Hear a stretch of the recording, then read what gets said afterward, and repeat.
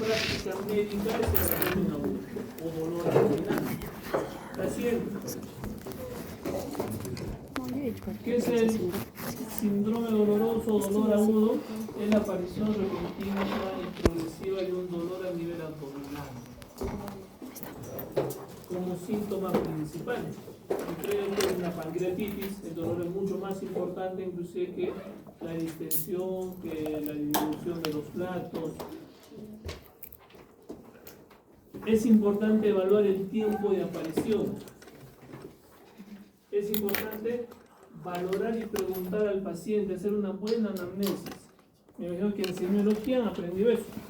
Si nosotros hacemos una buena anamnesis, tenemos casi un 70% del diagnóstico. ¿Ya? Hoy en la práctica hemos visto una paciente que tiene ictericia, que falta hacer una ampliación anamnésica brutal, ¿no? Porque nos cuentan desde el momento que está hospitalizada, desde por ahí nos explican algo más de lo que está hospitalizada en Quillabamba, y por ahí unos 5 días antes, pero la internita nos dice que ya tiene un cuadro similar hace 6 meses, pero no tiene un correlato adecuado. Y no sabemos qué es lo que está pasando. Y cuando es dolor abdominal, el tiempo y el inicio del dolor es importante. Vamos a ver de que hay diferentes lugares de dolor abdominal, de diferentes órganos, que cada una aparece de forma diferente. Puede ser de gran intensidad, de forma brusca, o puede ser de forma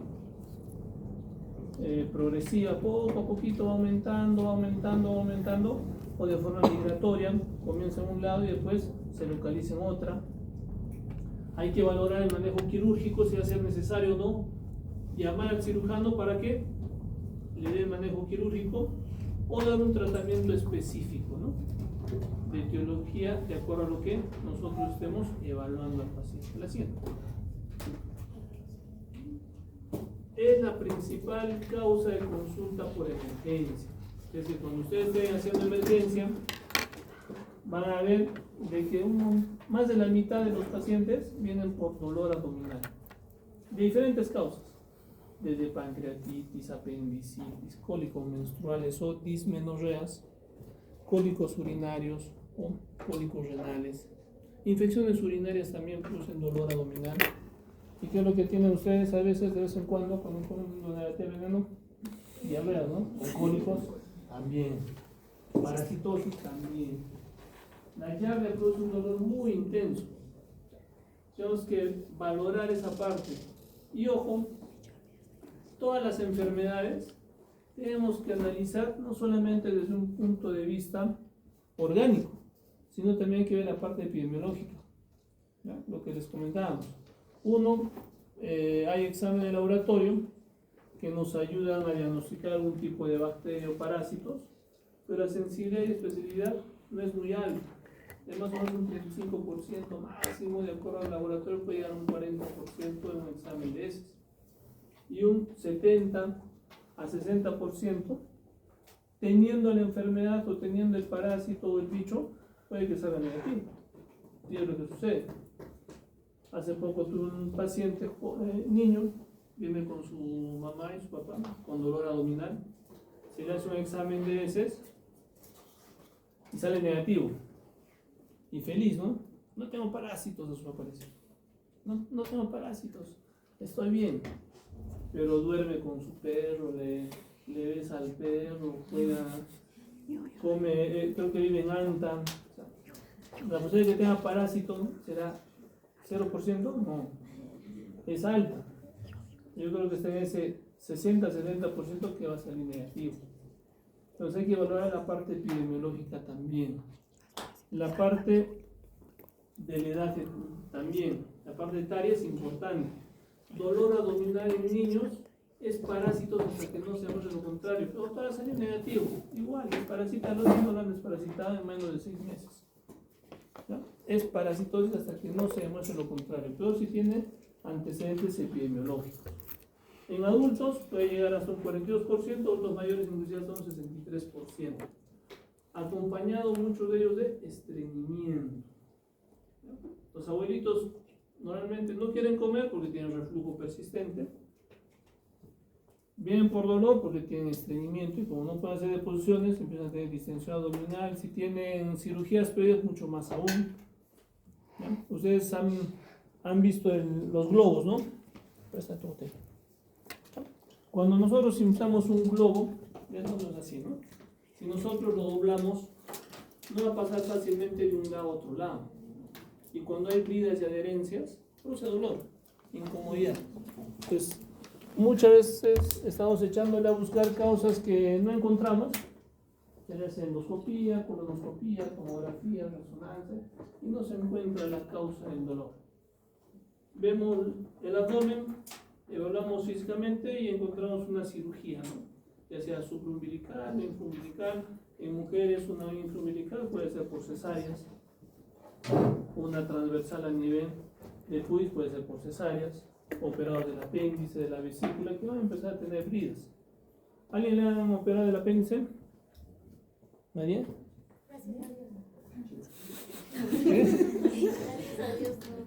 Muy pronto, muy pronto. Vesícula o algo, vesícula, de cuando en cuando produce dolor, así como algo medio pesado, ¿no? O gasecitos. A mí me opera el apéndice y a veces incomoda cuando como algo pesado, o comida recalentada que fermenta un poco más. Y vamos a empezar a tener ciertos dolores. ¿Cuál es la diferencia? Porque te dicen, doctor, pero a mí me han operado cuando yo tenía 25 años, y ahora tengo 80, ¿no? 70. La digestión es muy diferente. Si a un niño le operan, casi la gran mayoría de las operaciones en la población pediátrica por una apendicitis, no es por una apendicitis no complicada, es una apendicitis complicada, es peritonitis. A pesar de eso, los niños trabajan muy bien la parte intestinal. Digieren bien, comen bien, no hay mucho problema. ¿Cuándo empieza a haber más problemas? Cuando la digestión se hace mucho más lenta. A partir de la edad adulta, adultos mayores, las personas mucho más mayores, peor todavía, porque unos somos más sedentarios, ¿no es cierto? Los adultos mayores ni siquiera se mueven de su casa, creo. Están en la casa, caminan de su cama al mueble, del mueble al baño, del baño a su cama, ¿no es cierto? Entonces, eso hace que la digestión sea mucho más lenta, se fermente más la comida y las bridas recién empiezan a dar sintomatología. Entonces hay que evaluar esa parte de la siguiente. La causa más frecuente de dolor abdominal es inespecífica, que ahora cada vez está haciéndose más frecuente, o mejor dicho, más específica, yo diría, porque estamos echándole a buscar otras causas que no encontramos. Dolor abdominal, entre comillas, era síndrome de intestino irritable, que viene un paciente con dolor, que se le ha hecho examen de heces, no hay nada, examen de colonoscopía, no hay nada, endoscopía, no hay nada, pero nos olvidamos de la dieta. Y la dieta fermentativa o FOS de harinas blancas fermentan más. Y esa dieta fermentativa produce dolores, indigestión, malestar, aumenta el reflujo, aumenta las deposiciones o estreñimiento o deposiciones sueltas en algunos pacientes. Y exacerba los cuadros de dolor abdominal. Si fermenta más, se angula más la parte del intestino y duele más. Apendicitis, después patología del tracto biliar, cólicos biliares, obstrucciones intestinales, patologías ginecológicas, causa más frecuente, dismenorreas. Chicas, ¿a quién le duele en su regla? Antes no había mucho dolor, ahora cada vez más dolor. Comemos comida mucho más procesada, por eso también duele. Irrita un poco más, molesta un poco más.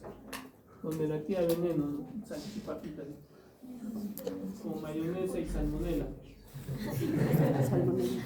Pancreatitis, cólicos renales. El cáncer como tal no duele, pero sí las obstrucciones del cáncer pueden producir ciertos dolores. O cuando ya hay una cáncer de páncreas, pues un dolor brutal, porque está justo delante del plexo solar, ¿no? También abdominal, justo delante, y cuando ya hay compromiso del plexo solar, el dolor es brutal. La diverticulitis, que es inflamación del divertículo, a nivel puede ser Intestino delgado, ¿cuál era el divertículo intestino delgado?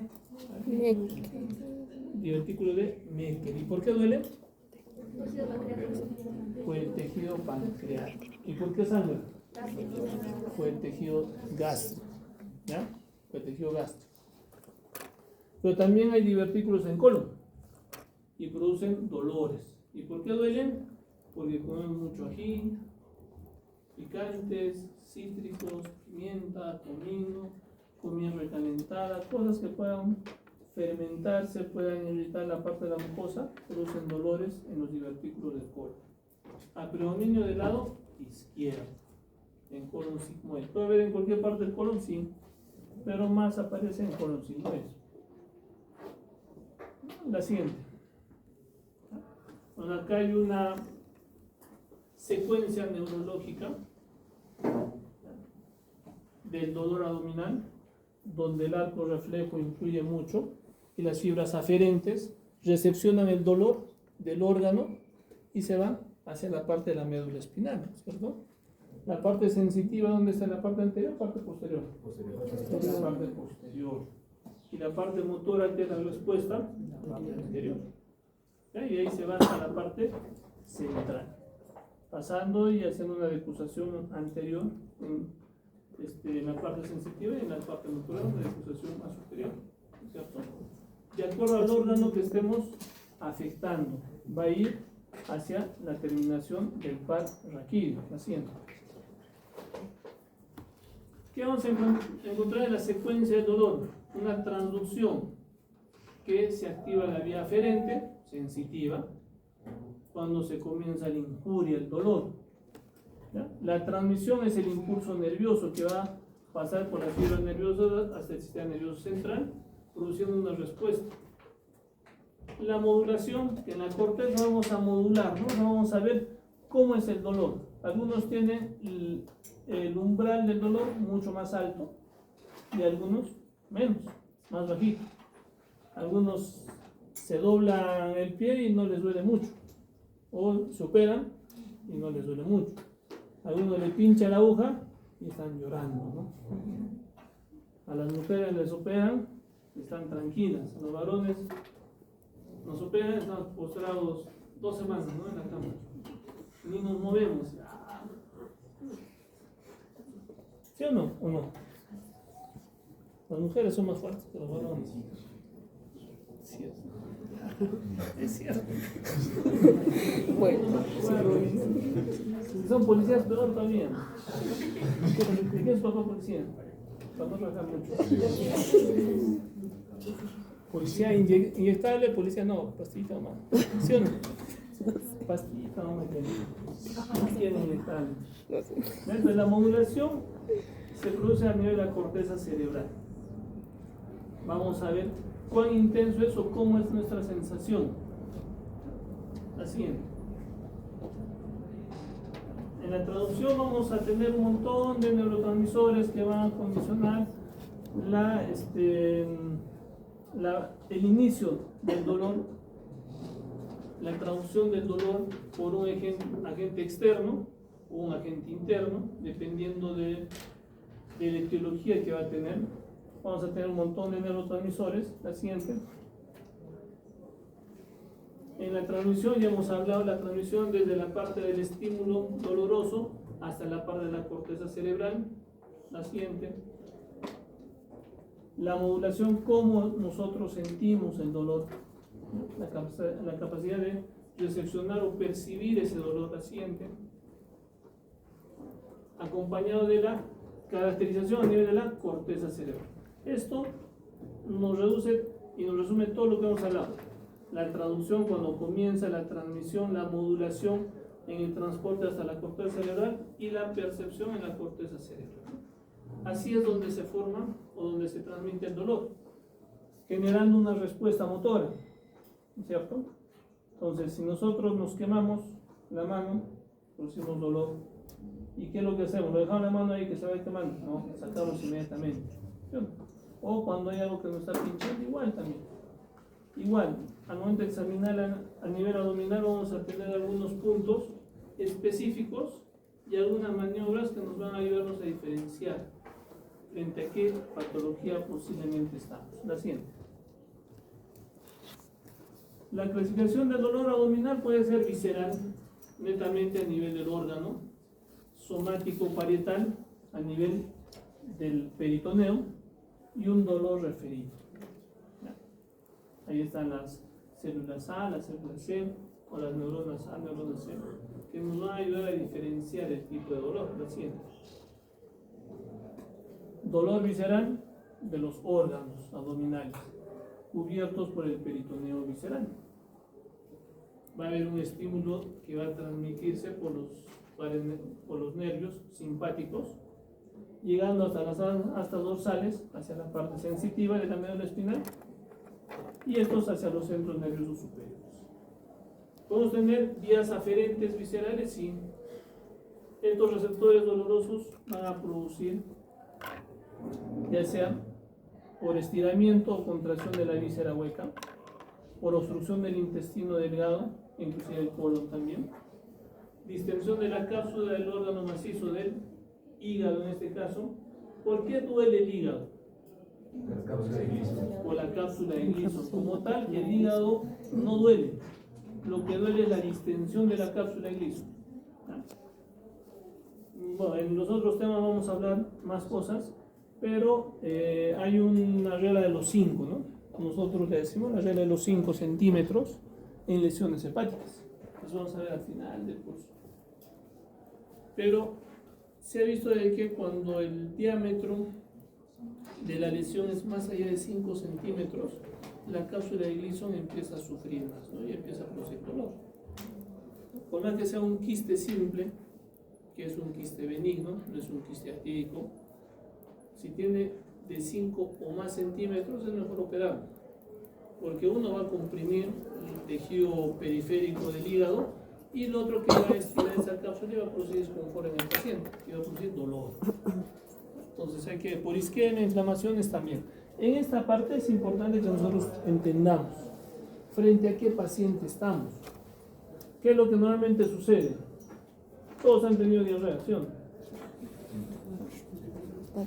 Produce cólicos, dolor, retortijón, o retuerce el abdomen. Entonces, ahí va el estímulo de las terminaciones nerviosas, de las células A y de las células C, donde tenemos que evaluar el dolor del mismo órgano, que es a nivel intestinal por inflamación, y el dolor por distensión de la parte peritoneal. Entonces, si empieza a moverse ese intestino, produce dolor. Si nosotros estabilizamos ese intestino, puede que nos calme el dolor. ¿Sí? Es como cuando nos golpeamos. Si nos golpeamos y empezamos a mover nuestra mano, nos va a doler. Pero si lo dejamos estático, puede que calme bastante el dolor. Nos movemos y ya, vamos a hacer. Igual también en la parte abdominal. ¿Y qué es lo que nosotros comúnmente cometemos como error? Especialmente en los cuadros de diarrea. ¿Qué es lo que le damos? Un antiperistáltico. Van a la farmacia los pacientes y ¿qué es lo que le da el farmacéutico? Tómate tu Plidano, tu Buscapina, ¿qué más? Iosina, espasmotalgina, para que no se mueva el intestino. Y en teoría calma también las diarreas, porque como no hay movimiento intestinal, aguanta la diarrea y no hace mucha diarrea del paciente. Pero ¿estaremos haciendo bien? Primero hay que ver frente a qué paciente estamos.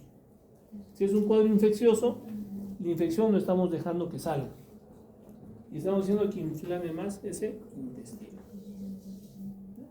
por querer calmar el dolor. Pero si nosotros le ponemos un analgésico, y el movimiento intestinal va a seguir. Pero solamente le ponemos un analgésico, un paracetamol puede ser, le vamos a calmar el dolor visceral, más no el movimiento o el dolor por el movimiento intestinal. Y va a continuar eliminando lo que está produciendo el daño. Le damos un antibiótico y eso va a empezar a funcionar mejor. Y no va a ser un caldo de cultivo por estar aguantando la infección con un antiespasmódico. Hay que descartar que no sea un cuadro infeccioso. Entonces, si es un hipertiroidismo, A nivel intestinal, el hipertiroidismo, ¿qué es lo que produce? Acelera la motilidad. ¿Y qué es lo que produce? Diarrea, ¿sí?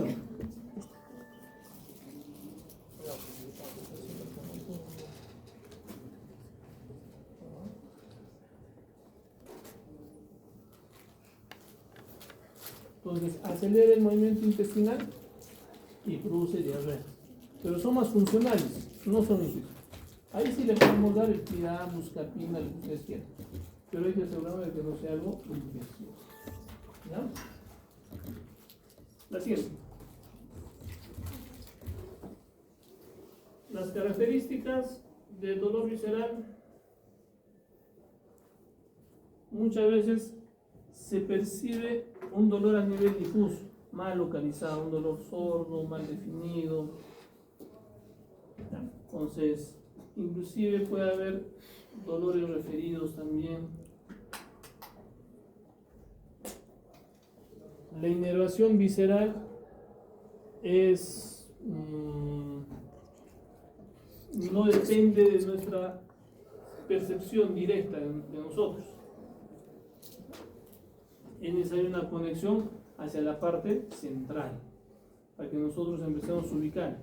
Y cuando haya una lesión mucho más severa, vamos a localizar de mejor manera. Es lo que pasa en una apendicitis. Es mal definido, por eso en los niños que no saben diferenciar muy bien, en su gran mayoría se complica, que es en peritonitis. Los adultos referenciamos mejor y con las maniobras localizamos mejor. La siguiente. Entonces, depende de dónde esté el dolor o cuál sea la causa o el órgano afectado. Cuando el dolor es a nivel de epigastrio, hipocondrio derecho, el dolor puede ser en la parte del hígado e inclusive a nivel del estómago. Un dolor en mesogastrio es mucho más intestinal. ¿Y causa más frecuente de dolor intestinal? Parásitos. Entonces, un dolor en mesogastrio es más intestinal. Intestino delgado inclusive. A nivel de colon, el dolor puede estar referido hacia la parte inferior, en hipogastrio. Pero también nos da dolores referidos de la vía urinaria. Entonces hay que tratar cuadros urinarios. Lo siento. Un dolor somático parietal de origen más peritoneal, de peritoneo parietal, está inervado por fiebres nerviosas espinales. Se va a caracterizar porque es mucho más circunscrita en una zona más dañada. Por eso cuando hay una apendicitis y se está complicando, el dolor es mucho más localizado en fusilata derecha. Está mucho más localizado, puede aparecer de forma brusca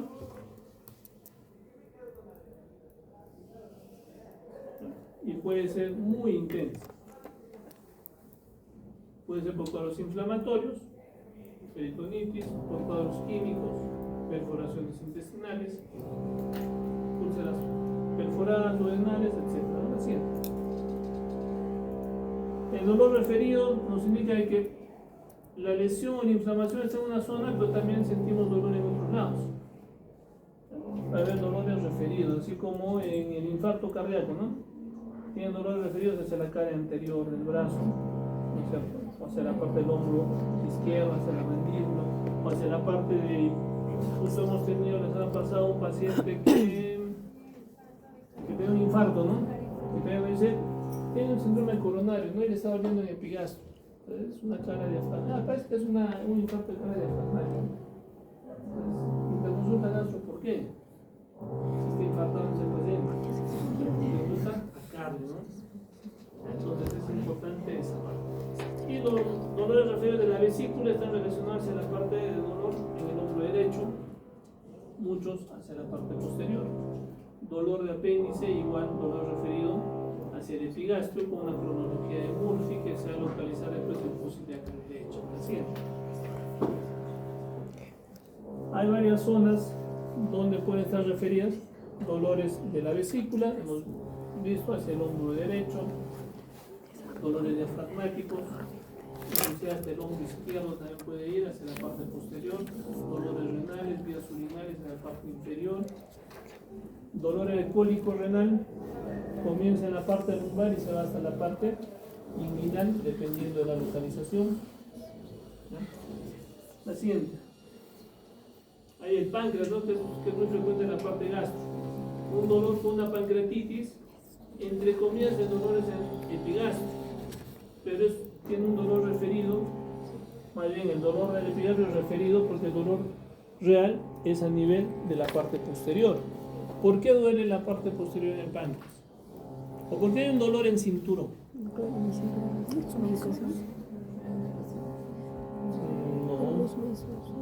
Y ahí nos acordamos de anatomía. ¿Dónde está ubicado el páncreas? Retroperitoneal, o sea, delante de la columna, detrás del peritoneo. Entonces, se inflama el páncreas y aparentemente nos duele acá, pero el dolor es hasta atrás, ¿no? Entonces, nos indica un dolor más por una pancreatitis. Inflamaciones peritoneales, causas, perforaciones, peritonitis, apendicitis, diverticulitis, pancreatitis, colecistitis, colangitis. Lo mínimo en colangitis tienen que saber la triada de Charcot. ¿Cuál es? Fiebre, ictericia y dolor. ¿Ya? Si hay dolor e ictericia, ¿en qué pensamos? No hay fiebre. Dolor e ictericia. ¿Cómo? Obstrucción de vías biliares, el coleo. Si hay ictericia, solamente pues un montón de cosas.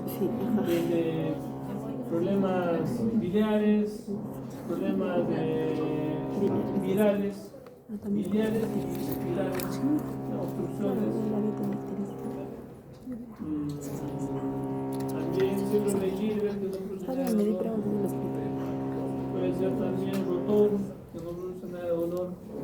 Puede ser hemólisis, un montón de cosas, ¿no?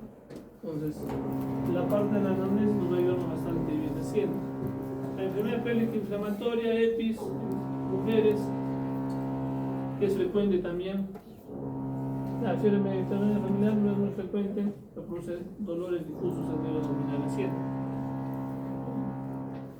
Trastornos de la mucosa visceral, úlcera péptica, que es un dolor mucho más sordo, sin perforación. Cuando se perfora el dolor es mucho más intenso, dolor en abdomen en tabla. Enfermedad inflamatoria intestinal, puede haber dolores dependiendo del compromiso intestinal, colitis infecciosa.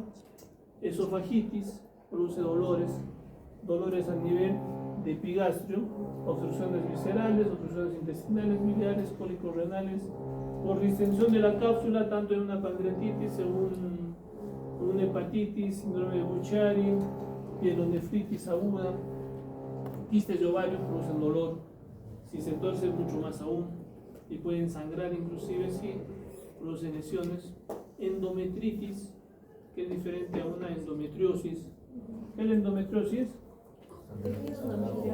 En otra parte de... Y la endometritis, inflamación del endometrio. ¿Ya?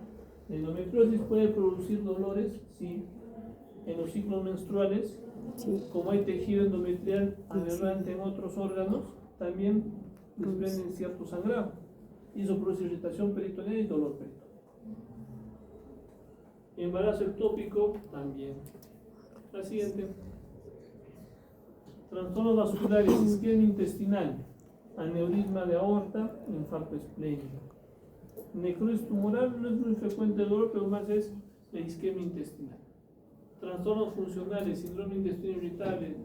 Pero para definir síndrome de intestino irritable hay que descartar todas las causas orgánicas e infecciosas. Dispepsia funcional, dismotilidades esofágicas, gastroenteritis viral, bacteriana, etc. La siguiente. Dolores extraabdominales, causas que no tienen nada que ver a nivel abdominal, pero producen dolores abdominales, aparentes. Hemos tenido varios pacientes con herpes zóster, dolor abdominal que parecía inclusive han sido referidos de los centros de salud por una apendicitis posible, porque el examinaba y dolía. Y a los 2 días aparece el herpes, ¿no? Entonces hay dolor previo a la aparición de las vesículas del herpes zóster. La fibromialgia, que está de moda, también produce dolores extraabdominales. Problemas pulmonares, torácicos también que pueden condicionar dolores abdominales. A la cabeza el infarto de cara diafragmática, ¿no? A nivel cardíaco.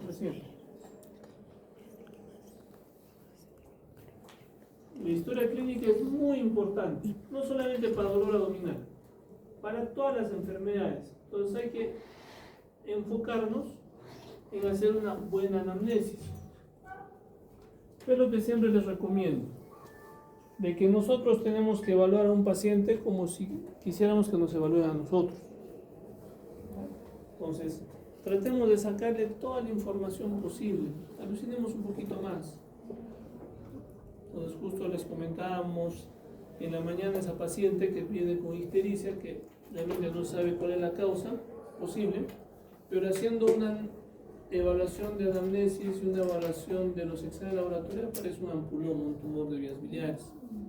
Ya, porque tiene algunos puntos que nos indican más a eso.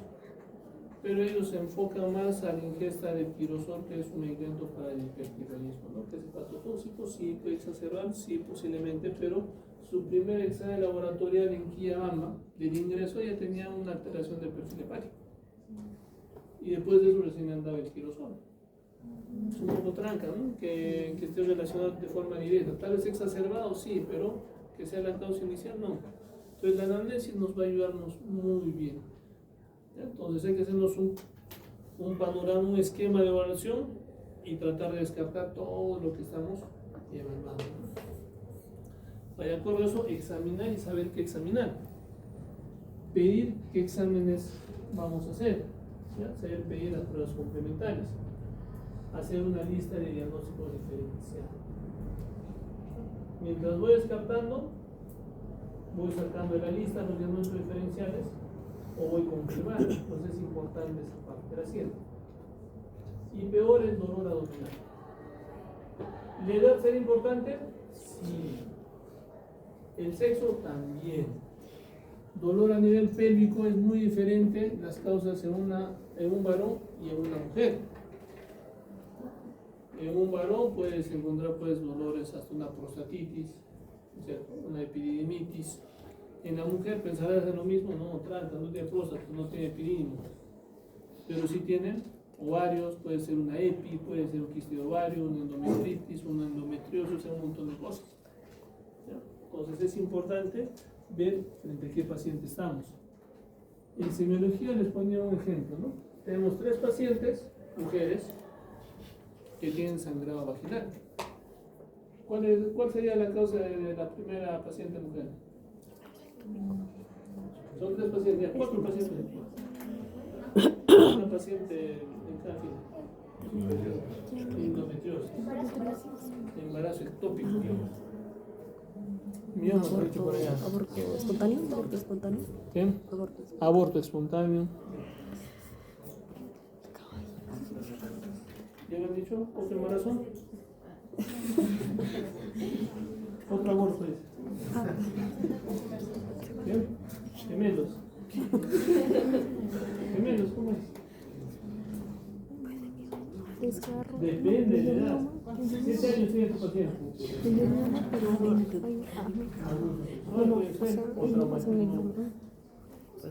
A nivel vaginal, ¿no? Pero tu paciente tiene 80 años. Prolapso no produce sangrado. Prolapso no, lo que te produce es infección urinaria. El paciente tiene 80 años. Cambia la causa. ¿Abuso también? ¿Cómo?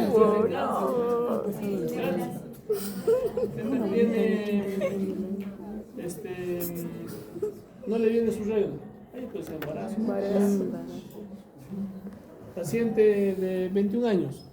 Puede ser su regla. ¿O no? Puede ser leiomioma. Bueno, no, la leiomioma es otra cosa. Los miomas sí producen sangrado uterino, que son tumores benignos muy vascularizados, ¿no? Y si se exponen al endometrio, mucho más aún. Con las reglas sangran mucho más. Los miomas. Entonces depende de la edad, ¿sí o no? Entonces es importante evaluar eso. Y van a ver, en emergencia, doctor, emergencia, la paciente mujer dice que está sangrando, salen y muchas veces salen embarazo o aborto, ¿no? 85 años. cáncer. ¿Ya? Entonces, la edad, el sexo, los antecedentes personales. Hace poco hemos tenido un paciente con ingesta de anticoagulantes, entonces, que estaba sangrando. Los antecedentes personales es importante, usuario de marcapaso, etc. La localización del dolor, evaluar bien nuestros cuadrantes a nivel abdominal, el tipo de dolor, la intensidad, la cronología, los factores que van a aliviar o no, las funciones antálgicas, algunos cuando se estiran produce más dolor. Con la pancreatitis hay una posición antálgica, ¿no? El paciente viene así, medio agachado, en posición antálgica. ¿Qué otros síntomas asociados más presentes? ¿Por qué les pongo la pancreatitis? Porque es muy frecuente el dolor de pancreatitis, que confunden con dolor a nivel de un cólico intestinal por una diarrea. Todos que han tenido diarreas, el dolor es intenso, ¿sí o no? O sea, duele un montón, y hasta atrás, hasta la espalda, a veces nos lleva el dolor y nos priva. Y si vas así a emergencia, a muchos les han pedido amilasa y lipasa para tratar pancreatitis. Pero la pancreatitis no te da diarrea, no se te suelta, más bien te produce constipación, distensión abdominal, no elimina flatos, no hace deposiciones. O sea, si el paciente viene con diarrea, con dolor intenso 10/10, no pensar en pancreatitis. Entonces el paciente viene con dolor intenso 10/10 y no tiene diarrea, y el dolor es en epigastro que se va hasta la espalda, podría ser una pancreatitis. Ya son dos cosas diferentes, con algunos valores o con alguna sintomatología más asociada. Y hay que ver los factores de riesgo, ¿no? Haciendo. El dolor pues es muy diferente en cada parte, en cada órgano y en cada patología. Puede ser de forma y de inicio repentino e intenso, o de forma progresiva, poco a poco va subiendo, o intermitente, duele, calma un poco, como los cólicos intestinales, ¿no? Diarreas, vas al baño y calma el dolor. Después de un tiempo otra vez empieza a doler, y te manda al baño. Los dolores intermitentes, o duelen y bajan, ¿no? En meseta, la siguiente. ¿Qué otros síntomas nos pueden acompañar? Desde náuseas, fiebre, cambios defecatorios, alternancia defecatoria, melenas cuando hay sangrados intestinales o gastrointestinal, vómitos, síntomas ginecológicos, dismenorreas, síntomas urinarios, disuria, dolor al orinar, anorexia, hiporexia, etc. ¿Saben qué es la hiporexia, no? ¿Hiporexia es eso? ¿Cómo? Cuando no tiene hambre, es porque está yendo. Si está yendo, no tiene hambre. Es cuando no quiere comer. La sensación de querer ingerir alimentos no la tiene. Hiporexia.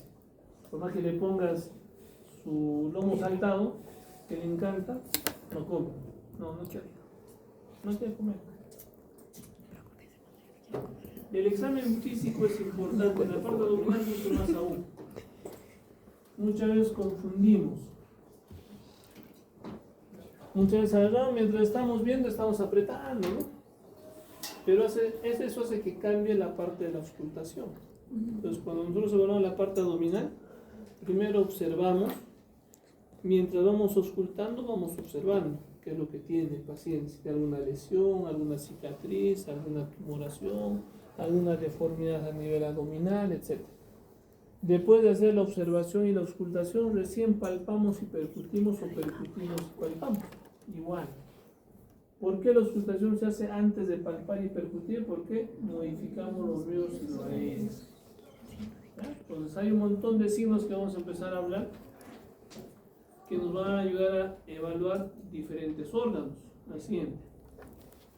Estos cuadrantes son muy importantes. En la parte práctica, si tienes todo el tiempo del mundo, evalúate por los 9 cuadrantes, ¿no? Escuchas, ¿qué haces? Otra vez. Pero en la parte práctica, en sí, podemos dividir en 4 cuadrantes. ponemos el estetoscopio acá mientras vamos evaluando esa zona en inspección, igual acá, igual acá, igual acá, ¿no? Si acá hay alguna alteración que les llama la atención en relación a los otros cuadrantes, entonces ahí sí evaluamos estos cuadrantes para caracterizar mejor qué órgano puede ser. O si el dolor es al lado izquierdo o en la parte superior, derecho, izquierdo, igual también, ¿no? Entonces, porque muchas veces en la parte práctica tú quieres evaluar de forma exhaustiva y demoras más o menos una media hora. Pero en la práctica tienes una cola de 100 pacientes que te están esperándote y no vas a evaluar los 9 cuadrantes de forma más específica, ¿no? Te puedes dividir en 4 y enfocarte en donde duele mucho más. Y de acuerdo a eso vemos los órganos que ustedes se supone que ya lo saben, qué órganos están tanto en hipocondrio derecho, hipocondrio izquierdo, epigastrio, flanco derecho, región inguinal derecha. ¿Dónde está el divertículo de Meckel? Mesogastro, claro. ¿Qué nada más? A ver acá. ¿Mesogastro también? ¿Están haciendo sinapsis? ¿Sí? ¿Ustedes? Flanco izquierdo dice. Acá. Divertículo de Meckel. ¿Ustedes? ¿Dónde está ubicado el divertículo de Meckel? ¿En qué parte del tubo digestivo? ¿En colon izquierdo? No. Divertículo de Meckel no. Colon derecho tampoco. ¿Dónde? ¿Cómo es? ¿Dónde está? ¿Está bien lo que está haciendo? ¿Dónde? O sea, los centímetros son unos centímetros de la válvula. ¿En el colon o en el intestino delgado? En el intestino delgado. ¿Y esa última parte cómo se llama? O sea, en el hilo terminal. Más o menos entre 15 a 20 centímetros de la válvula ileocecal. Aquí es el intestino, ahí viene acá y acá se viene acá. Más o menos entre la región del hipogastrio y tal vez por ahí un poquito del mesogastro, ¿no? Pero más en el hipogastro. Inclusive más tirado hacia la fosa ilíaca derecha. Y el dolor del divertículo de Meckel es un diagnóstico diferencial de apendicitis. Entonces, si nosotros nos ubicamos en la parte anatómica, vamos a poder diferenciar de qué paciente estamos. Lo que es más tranquilo es en la mujer, ¿no? Siempre la mujer es más difícil. Porque apendicitis tienen casi 15 diagnósticos diferenciales las mujeres. Los varones un poquito menos. 10 más o menos. Las mujeres son como 15. Infecciones urinarias, cólicos renales, diverticulitis colónica, diverticulitis de Meckel, porque puede haber en el colon derecho también divertículos que pueden inflamarse. Diverticulitis de Meckel, endometritis, endometriosis, quistes de ovario, embarazo ectópico, salpingitis, hernias inguinales, herpes zóster, apendicitis,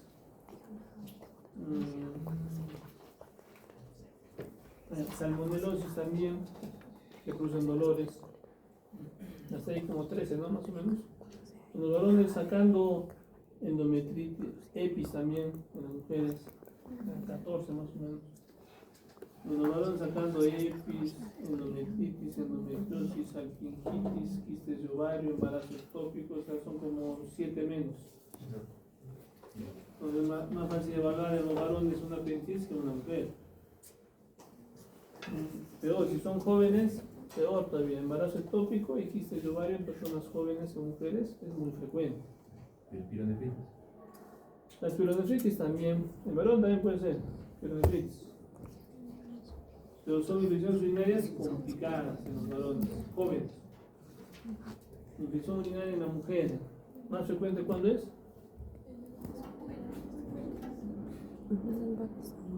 En su edad fértil. ¿Por qué? ¿Por qué la infección urinaria es más frecuente es la infección urinaria de la luna de miel, ¿no? En urología les dicen eso. Infección urinaria de la luna de miel. ¿Por qué? ¿Por el nombre? No. está hablando? Lo que pasa es que la uretra en la mujer, ¿cuánto mide? Ah, por eso. 4 a 5 5 centímetros. Y cuando tienen relaciones, se coloniza bacterias. ¿Y cómo previene la infección urinaria? Yendo a orinar después de tener relaciones. Por eso, la infección urinaria es la luna de miel. Pero cuando son más jóvenes, sí, pues menos la posibilidad. Así es. ¿Eso no lo he visto ya?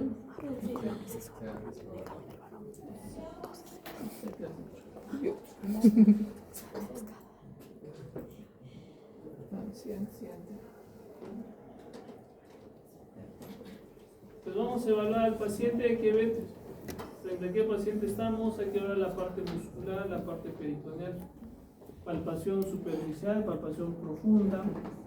La siguiente, en la palpación superficial evaluamos más peritoneo y en la palpación profunda nos localizamos más en evaluar el órgano afectado. La siguiente. Hay algunos puntos importantes como el signo de Murphy positivo que nos ayuda a diferenciar o ver. ¿Qué cosa? Signo de Murphy. Colecistitis. ¿Y la cronología de Murphy qué es? ¿Es la? No, pero ¿qué es? Es la migración del dolor de epigastrio hacia la fosa ilíaca derecha. Es la cronología de Murphy. Y el punto de Murphy es el dolor del cólico vesicular al momento de la inspiración. Hacemos una compresión debajo del reborde costal derecho. ¿Y qué es lo que produce el dolor? Al momento de comprimir, chocamos la vesícula con los dedos al momento de la inspiración. ¿Por qué? Porque el diafragma desciende. Desciende el diafragma, apretamos y hacemos que choque nuestros dedos con la vesícula. Y eso produce dolor cuando hay una inflamación de la vesícula por cólicos vesiculares, por cólicos biliares, ¿no? Así es. El signo de Dunphy es para apendicitis, que es similar al signo de, o el punto de McBurn. Dividimos en tres, una línea que une el ombligo con la espina ilíaca anterosuperior. Dividimos en tres segmentos y entre el segmento externo y el medio está el punto de McBurn o Dunphy. La siguiente. El signo de SOA, ¿por qué produce dolor? También es para apendicitis. ¿Por qué? Pero cuando nosotros flexionamos el psoas, es como cuando hay chicos así, su bíceps, ¿no? ¿Sale? Igual también, su bícepsito.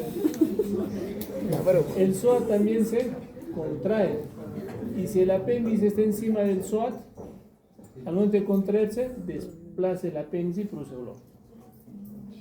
Inclusive, en algunos casos, les hacemos levantar los talones y hacemos chancar.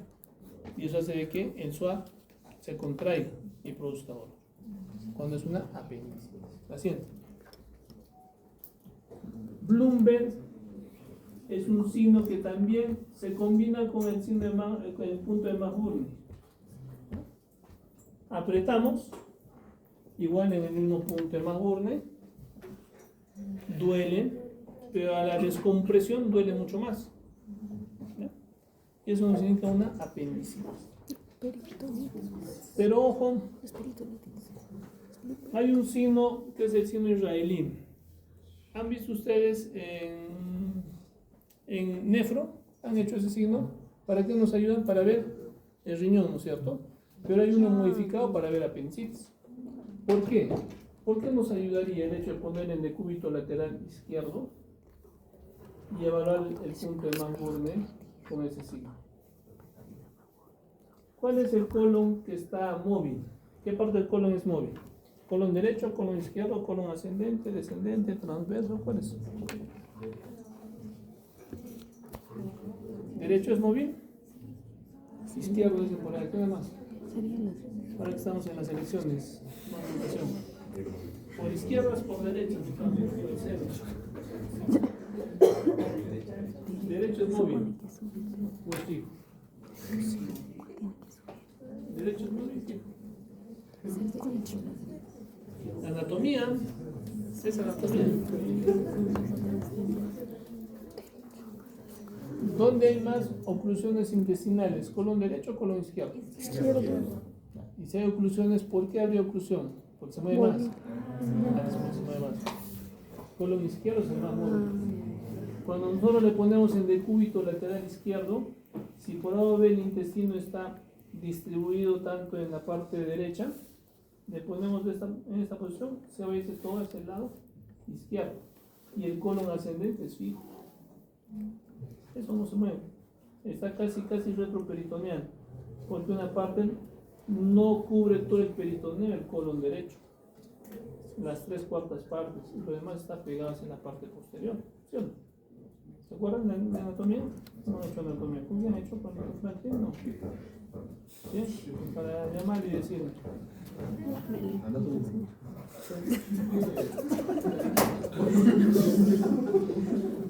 Entonces, como es fijo, todo se desplaza a la parte izquierda y podemos evaluar mejor lo que es apéndice. Y en la misma maniobra para ver el riñón, igual, buscamos y descomprimimos. Entonces, tiene mucha mayor sensibilidad esa maniobra, inclusive que un Bloomberg simple. ¿Ya? Porque le está haciendo el Bloomberg en decúbito lateral izquierdo, en el punto de Marburg. Solamente evaluando específicamente la parte del ciego y del apéndice, ¿no? La siguiente. Entonces, Bloomberg, descompresión. ¿Qué exámenes laboratoriales? Dependiendo de la etiología que estemos evaluando nosotros, puede ser desde hematológicos, sanguíneos, beta-HCG para ver embarazos, bacteriológicos para ver infecciones, salmonela, aglutinaciones, exámenes de orina, etc. La siguiente. Amilasa lipasa que hemos visto, ¿no? Rayos X, que también nos ayuda a una radiografía simple de abdomen, de pie, en decúbito lateral, de tórax, para ver todos los obstructivos, para ver aire, perforaciones. Ecografías abdominales para, dependiendo de la zona, puede ser abdomen superior, puede ser abdomen inferior, para descartar fosa ilíaca derecha, abdomen agudo o patología de fosa ilíaca derecha. Las tomografías para ver intususecciones. ¿Qué son las intususecciones? Como una manga. Cuando se mete una parte del intestino como que se cabalgara, ¿no? Entonces, intususección en la tomografía nos ayuda a ver bien. Otros, electrocardiograma para descartar cuadros cardíacos que estén condicionando dolores en la parte de abdomen, ¿no? En epigastrio especialmente. Así. Biografías de tórax, ahí vemos en la parte superior del diafragma derecho, aire, ahí está el diafragma y por debajo hay una imagen de aire, ¿no? Con una perforación, la siguiente. Acá vemos un cuadro de oclusión intestinal alta, como apilamiento de monedas. Este es el signo de apilamiento de monedas, ¿no? Que es diferente el signo de la cobra en una obstrucción de colon con una obstrucción de intestino delgado. La siguiente. Acá vemos obstrucción baja o de colon, donde el intestino es muy diferente, ¿no? Pero es una salchicha también. Que es diferente del anterior. A este tipo de imágenes. Este es más intestino delgado, la siguiente. Este es más intestino grueso, donde hay niveles mucho más marcados o una cúpula más grande, ¿no? De ahí, la siguiente. En la ecografía vamos a ver algunas otras imágenes, como la colecistitis, la distensión o el engrosamiento de la pared de la vesícula, la siguiente. En la tomografía, dependiendo frente a qué paciente estemos, ojo, vamos a ver el pancreatitis también, pero los criterios tomográficos no son criterios de severidad, por si acaso. Van a ver en pancreatitis, criterios cuando estén rotando en otras áreas. Una pancreatitis severa, Baltasar D, ¿no? No, los criterios de Baltasar no son criterios de severidad. Ahora, hasta hace 10 años sí. En los libros van a ver de qué criterios tomográficos de severidad todavía le ponen. Ya, no, ahora es criterios tomográficos de compromiso del páncreas, ¿ya? Compromiso local. ¿Por qué? Porque se ha visto de que muchos pacientes con Baltasar DE hacen pancreatitis moderadamente severas, no hacen severas, pero tiene una imagen grande que tiene aire aparentemente. Sí, muchos de ellos son por perforaciones, se han fisturizado hacia la parte intestinal y ha entrado aire. Antiguamente, y en la gran mayoría de patologías por tomografía, presencia de aire es igual a infección. ¿Ya? En cualquier lado. Si en vía biliar encontramos aire, pensemos en infección como primera causa. En páncreas encontramos aire, pensemos como infección también. Pero hay que ver la parte hemodinámica del paciente. El paciente es estable, está tranquilo, está comiendo, está haciendo su vida normal. Un poco tranca que esté infectado, ¿no? Entonces se ha visto de que se perforan los pacientes, por lo que sean Baltasar DE. Y eso hace de que drene la colección hacia la parte intestinal. Es como si le estarías poniendo un dren hacia el compromiso pancreático, hacia el intestino. Antes el drenaje era solamente externo. Suponiendo este es un absceso hepático, pero esta imagen que está aquí en el páncreas, le metíamos un pistain, que es una canulita, para drenar todo este absceso, ¿no? Pero en la actualidad esos drenajes se hacen por endoscopía, por ecoendoscopía. Ya no entra el cirujano, estamos quitando chamba a los cirujanos. Ya nosotros entramos con ecoendoscopía y le ponemos un pistain, pero del páncreas hacia la parte, donde este es el estómago, hacia el intestino delgado, ¿no? Al estómago normalmente. Y hacemos una conexión de acá. Este es el estómago hacia el páncreas, ¿no? Y por ahí ven. Es menos invasivo, no estás operándole. El hecho de operar a un paciente con páncreas, la mortalidad puede aumentar más allá de un 60-70%. Mortalidad, es que morbilidad, no mortalidad. O sea, la posibilidad de que se muere el paciente es mucho más alta si le han operado que si no le han operado. ¿Ya? En la tomografía también vemos colecistitis, engrosamiento de la pared de la vesícula, normalmente menos de 2 milímetros. Debe tener más o menos, esto tiene casi 2 centímetros y medio, ¿no? El cuerpo vertebral es casi la tercera parte, o la cuarta parte, mejor dicho. Entonces está engrosada la vesícula. Más abajo, los abscesos hepáticos, los abscesos mucho más gruesos, son amedianos, y los que tienen pared más delgada son piógenos, ¿no? Así. El tratamiento hay que definir dónde es el dolor. Para, de acuerdo a eso, ver la conducta terapéutica. Vamos a ver la parte del balance hídrico. Hay que ver los exámenes auxiliares. Si es quirúrgico o no es quirúrgico, potencialmente quirúrgico no, manejo médico no. NPO de forma inicial, hasta definir frente a qué paciente estamos. No comentamos el error. Como hace poco, ayer en la noche tuvimos un paciente joven con dolor en fósil acá derecha, y había almorzado su mamá y a mediodía comenzaba con dolor desde las 3 de la mañana de ayer, o antes de ayer para ayer, y no había comido el desayuno. No, tienes que almorzar porque si no te vas a desnutrir. A las 2 de la tarde, ¿no? Y el dolor persistía y le vemos como a las 6 de la tarde más o menos. Y a las 9 nos mandan los exámenes y tenía signos indirectos de una apendicitis, ¿no? 2, 3, 4, 5, 6, 7, 8, 9, 10. O sea, a las 8 ni ahora la iban a operar. Entonces tenían que esperar unas 3 horas más porque tenía que estar en NPO siquiera 8 horas, ¿no? Para que se le opere. Y a veces cometemos ese error. Y el familiar mucho más o la mamá mucho más.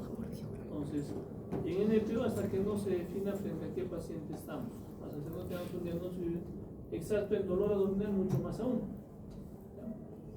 Hay que asegurar una vía venosa o un acceso venoso, ¿no? Para hidratar o darle suplementos o analgésicos, antibióticos, de lo que sea. Ese es el caso.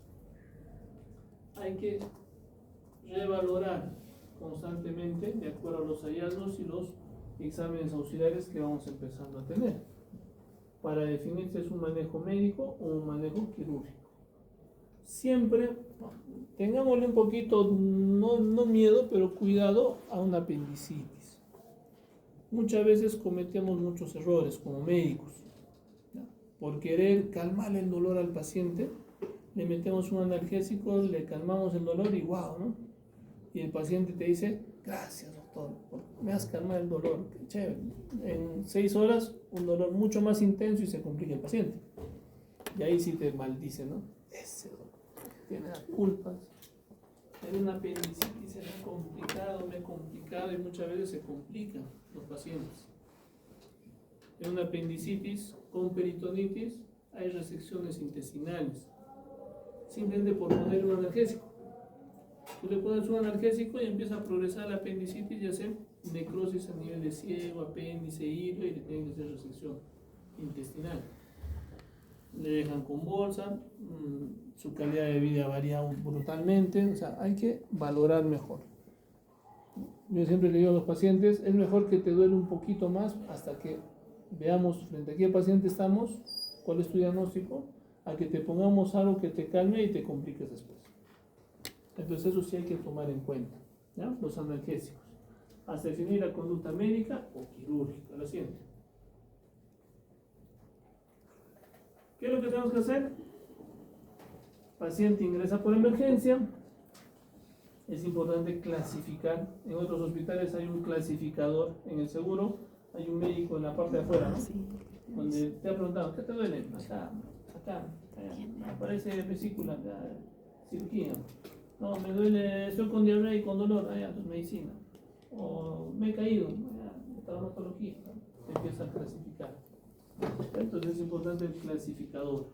De acuerdo a eso y de acuerdo al cuadro médico, te mandará al internista o al cirujano, donde va a priorizar, ¿no?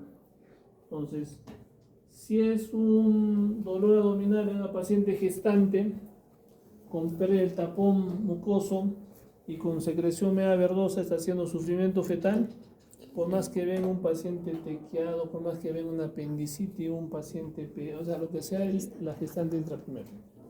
La saca. Es prioridad.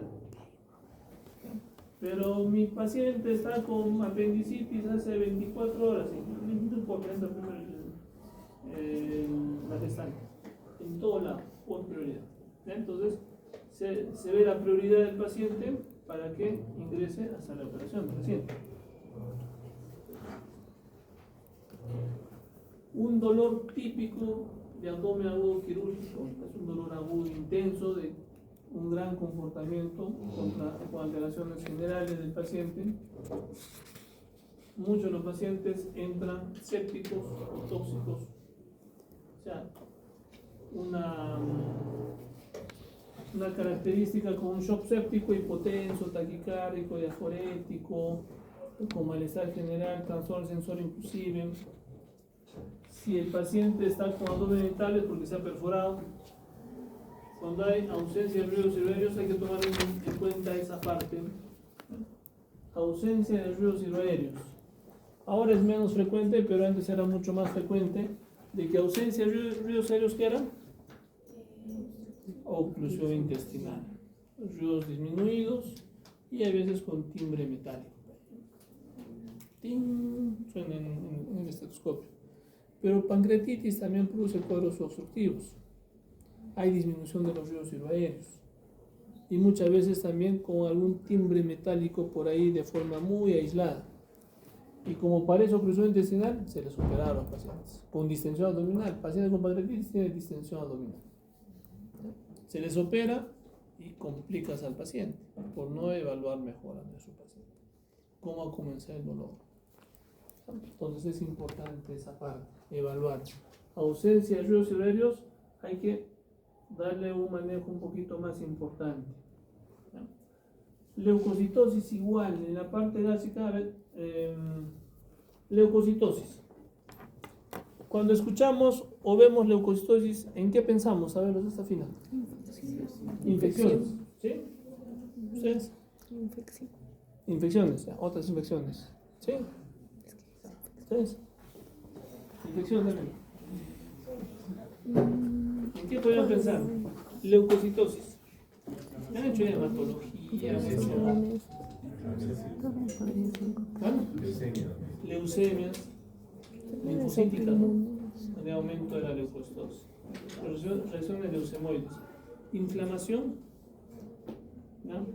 Inflamación o infección. Infecciones, ¿no? Pero solo inflamación, ¿no? ¿No? ¿Un poco tranca? ¿Cómo cuál? ¿Qué te inflama y te produce leucocitosis? ¿Algo? Pues desde que estamos comenzando en la facultad nos han dicho, ¿no? Leucocitosis igual infección. Segmentadas peor todavía, si desarrollo segmentadas, infección bacteriana. ¿No? La primera leucocitos hay infección viral, puede ser. ¿Sí?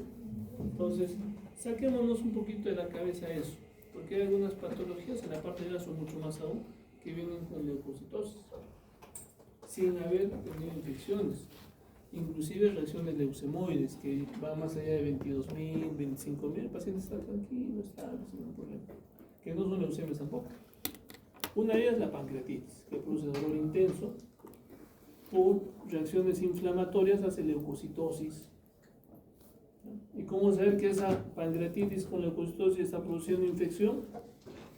Haciendo algunos otros exámenes que cuando veamos pancreatitis vamos a ver, como la procalcitonina, la proteína C reactiva, procalcitonina especialmente, proteína C reactiva es inflamación netamente.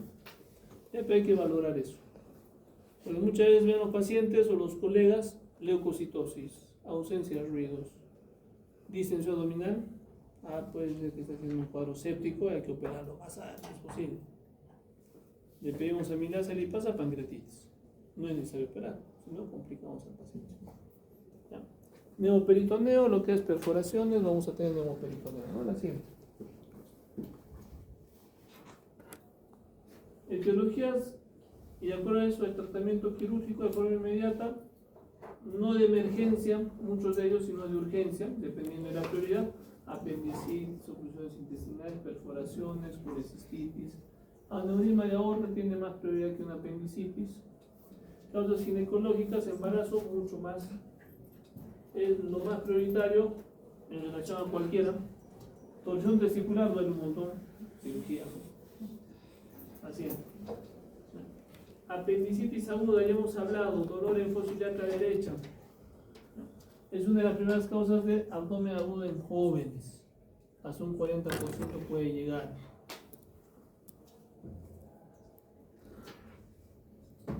En algunos lugares de incidencia es menor. Se indica de que la apendicitis tiene un antecedente genético también. ¿Qué quiere decir eso? De que si en la familia alguien le ha operado el apéndice, la posibilidad de que te opere el apéndice es mucho más alta que una familia que nunca le ha operado el apéndice. Un comportamiento genético también. ¿Ya? Hay que valorar la parte clínica. Hay un montón de signos. Y lo que le decía, o sea, hay que tratar de valorar al paciente que ese dolor abdominal no sea quirúrgico. Si no es quirúrgico, del analgésico, sea 1, 2, 3, cuantos quieras. Pero si no has definido que no sea quirúrgico, mejor no hay que darle nada. ¿Ya? Porque cuando ya es quirúrgico y hemos hecho algo que sea complicado, al final el paciente va a tener mayor disconfort, su calidad de vida va a estar alterada, mayor molestias y nos va a maldecir toda su vida, ¿no? Por culpa de ese médico que me ha dado analgésicos, estoy así, no puedo comer bien, estoy indigesto, etcétera, etcétera. Entonces hay que valorar bien la parte, especialmente de apendicitis. Pues si tiene colecistitis, métale analgésicos. Si le han descartado cuadro infeccioso y tiene o un dolor a nivel del lado izquierdo, de flanco izquierdo, fosa ilíaca izquierda, ¿no? Y ha comido su chicharrón, su ají, su ceviche, y es mayor de edad y tiene divertículos, diverticulitis. También analgésicos, ¿no? Eso va a ayudar. O cólicos renales, igual también analgésicos. Hay que descartar que no sea apendicitis especialmente, que eso sí puede complicar y producir otras secuelas mayores. ¿Ya? Apendicitis, cronología de Murphy, la secuencia del dolor, punto de McBurney, SOA, Bloomberg, Robson, no hemos tocado. El Robson es cuando tú aprietas al lado contralateral, en fósil aquí izquierda, aprietas hacia el lado derecho y descomprimes de forma brusca y el dolor va a jalar acá. ¿Ya? Doctor, ¿existe una mayor probabilidad de apendicitis si hay mayor cantidad de maniobras positivas para apendicitis? Claro. Por eso hay unos criterios de Alvarado que cuando vean cirugía van a manejar. Mientras mayores sean los criterios de Alvarado, la posibilidad es mucho más alta. Yo me refería a las maniobras, por ejemplo, a la de Claro. Si hay un dolor y hay Bloomberg positivo, la posibilidad es casi un 80%. Si le haces la maniobra israelí modificada, puede llegar hasta un 90%, es más efectiva. La cronología del Murphy aumenta mucho más la posibilidad. Entonces, lo cierto es de que en todas las maniobras puede que tenga algunas más marcadas que otras, pero si no hay mucha signología o síntomas que pueden indicar que un apéndice, pero te parece que puede ser un apéndice y no encuentras otra cosa más, mejor operar. Porque hasta un 20% puede que no haya mucha sintomatología. O sea, 20% es algo. Es mejor operar al paciente que se complique después. Ya sea por el umbral del dolor.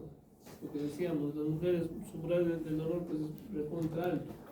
En los varones es pues, recontra bajo, ¿no? Nos duele por uñeros, no podemos ni caminar. Entonces estamos ahí arrastrando nuestra uñero. La mujer, a ver, tiene 5 uñeros y está caminando y bailando normal. Son temas fuertes.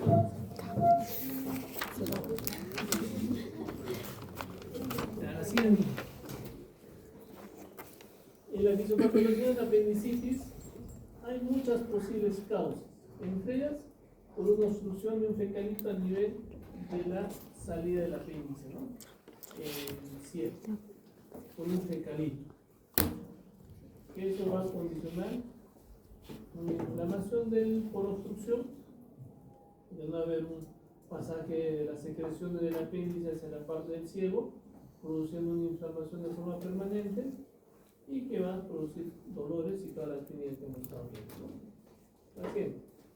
Puede por parásitos, pepitas, algunos dicen, fecalitos. La secuencia de Murphy, la cronología de Murphy, dolor en el epigacho, acompañado de náuseas, vómitos, hiporexia, anorexia, fiebre o febrícula, y después se localiza en fósil académica. ¿Por qué empieza en el epigacho? Dolor referido por el plexo solar, por lo referido del órgano inicial. Hablábamos de que los dolores de las vísceras huecas son muy mal referidos. ¿Y por qué se va hasta fósil derecha después? Porque el compromiso parietal o del peritoneo parietal es mucho más marcado, ya sea por distensión o por inflamación, y se localiza mejor. Entonces, más que todo por expresión. Doctor, una pregunta. Vamos a ver.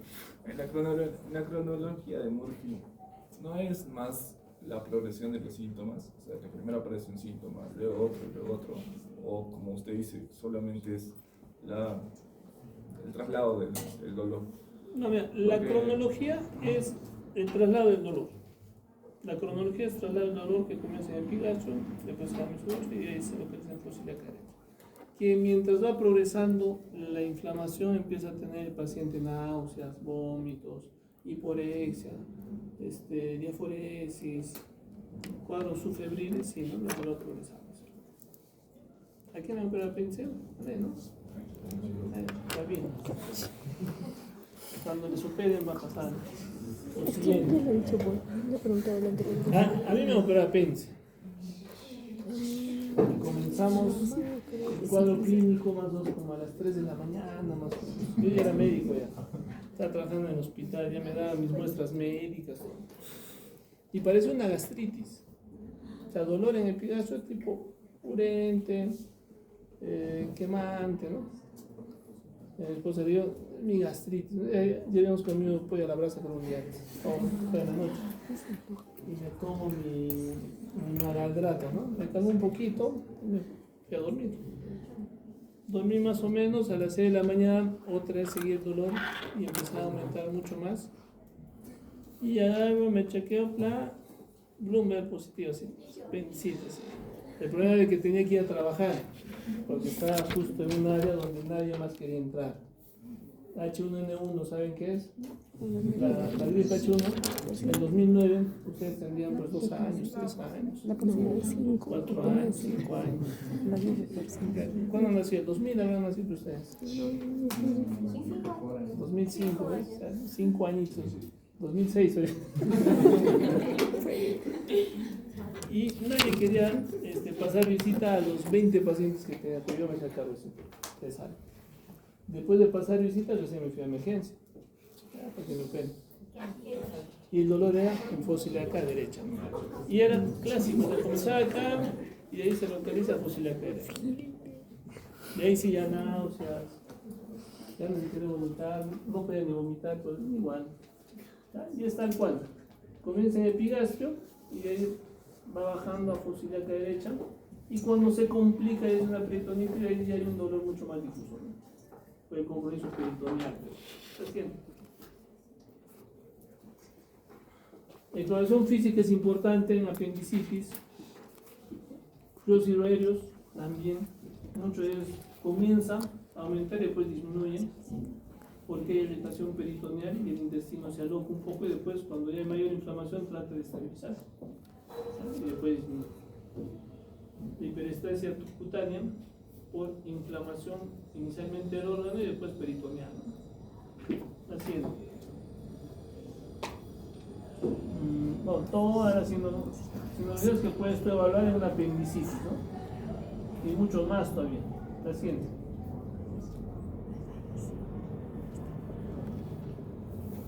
Pero hay algunas apendicitis que son medias atípicas, que no se caracterizan de forma normal, ¿no? De acuerdo a la edad. Y también de acuerdo al paciente, ¿no? Si sabe explicar o no sabe explicar. Pacientes pediátricos no saben explicar. Si alguien va a hacer pediatría o pediatra y van a ser guardias, mejor duerman bien en su casa. Porque tú no puedes dejar al interno de que evalúe al paciente pediátrico, ¿no? Porque el paciente pediátrico es otro mundo. Él no te explica de forma adecuada. Te dice, me duele. ¿Dónde te duele? Es eso.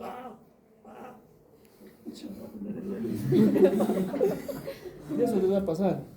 Pero un paciente adulto, ¿te duele acá? No, acá tampoco, acá no, acá sí, no sé. Entonces te explica mejor. Y en adultos mayores igual, es casi una población extrema como un paciente pediátrico, ¿no? Si tienen trastorno del sensorio, igual no podemos evaluar de forma adecuada. De acuerdo a la ubicación topográfica, hay una apendicitis que es anterior, que es clásica en la cronología, pero si es retrocecal es mucho más tranca. Inclusive la retrocecal a veces confunde el dolor con la parte vesicular o un dolor con las vías urinarias. Entonces, cuya percusión lumbar duele. Le aprietas acá y no duele mucho. Y no hay Bloomberg, no hay Mahorn fácilmente evaluable, ¿no? Pero si está teniendo leucocitosis, está haciendo cuadros peritoneales posteriores, es muy irregular. Entonces, y muchos de ellos utilizan fármacos, lo que hablábamos. Hay que tener cuidado en el uso de algunos fármacos que puedan modificar el curso del apéndice, ¿no? Inicialmente el paciente te agradece, después te maldice. Entonces hay que tener cuidado en esa parte. Porque ya le pusieron corticoides, antiinflamatorios por el dolor. No, me pareció una infección urinaria. ¿Sí? Analgésicos, antibióticos, y después se complican los pacientes. ¿Lo siento? Acá vemos las variaciones. Una apendicitis anterior, a nivel del flanco, a la espalda, los dolores retrocecales. Los retroiliales, a nivel testicular inclusive, dolor que parece que teníamos una hernia a nivel testicular, ¿no? Directa, dolores suprapúbicos cuando está horizontalizado hacia la parte de hipogastrio, la siguiente. Laboratorialmente lo que vamos a encontrar es el leucocitosis, de forma indirecta. Muchos de ellos no hacen leucocitosis. Personas inmunodeprimidas no hacen leucocitosis. Personas mayores no hacen leucocitosis. Eso confunde un poco, pero la clínica lo que va a hacer es mandar, ¿no? Pues nos manda más la clínica que los laboratorios. Los laboratorios nos ayudan a descartar o confirmar otras causas, pero no confirmar una apendicitis. O sea, no hay un estudio donde te digan, pídele tal examen para ver si tiene o no apendicitis. No, no existe eso. La apendicitis es por descarte. Descarto cuadros infecciosos, infección urinaria, salpingitis, embarazo ectópico, quistes de ovario, le hago una ecografía, no encuentro nada, etc. No es de que por ecografía va a salir apendicitis, no. Y el paciente piensa eso. ¿Qué es lo que pasa? Le hacemos la ecografía, ahí sale órganos ecográficos, aspecto normal. Ah, no tengo apendicitis. Y si tú no le explicas, no, de que el apéndice no se ve por ecografía. Se puede ver, posiblemente sí, de forma incidental, pero no se ve de forma rutinaria. Si tú no le explicas eso y no le convences de que puede ser que tenga apendicitis, se va a irse y se va a tomarse una pastilla, porque en la ecografía dice que no tiene apendicitis. Leucocitosis, no tiene leucocitosis, no hay infecciones, pero muchos no hacen leucocitosis. De forma temprana, mucho más aún. En personas adultas mayores, peor. En personas pediátricas, demoran muchas veces en elevar los leucocitos. Por eso se hace un control del ingreso a las 12 horas, ¿ya? Cuando hay una duda diagnóstica, ¿no? Luego que se quede, que le duele un poco y hay que hacer un control. 10 a 12 horas, ver, se empieza a elevar. Estaba en 6.000, ahora está en 10.000. Menos raro. Alveolinios segmentados. Desviación a la izquierda puede ser una apendicitis. Entonces hay que ver. La siguiente. Complicaciones hablamos, peritonitis localizadas, peritonitis difusas, otras complicaciones, ilioparalítico, mecánico, pielonefritis dependiendo del compromiso, sepsis de origen abdominal y como complicaciones tardías, bridas y adherencias cuando es una peritonitis. La siguiente.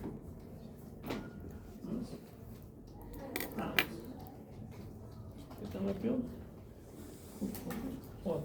¿Alguna pregunta? Dolor abdominal todo el tiempo vamos a ver, ¿no? Hay que evaluar a nuestro paciente, hay que ver cómo comienza ese dolor, cómo ha sido la progresión, cómo ha sido la intensidad, dónde ha comenzado, qué es lo que ha comido antes. Es importante valorar a nuestro paciente. ¿Preguntas? ¿Alguna? Para apendicitis, doctor, lo más confiable es con estudio de grado. De grado alargado es más confiable. Pero, Alvarado. Sí, de grado.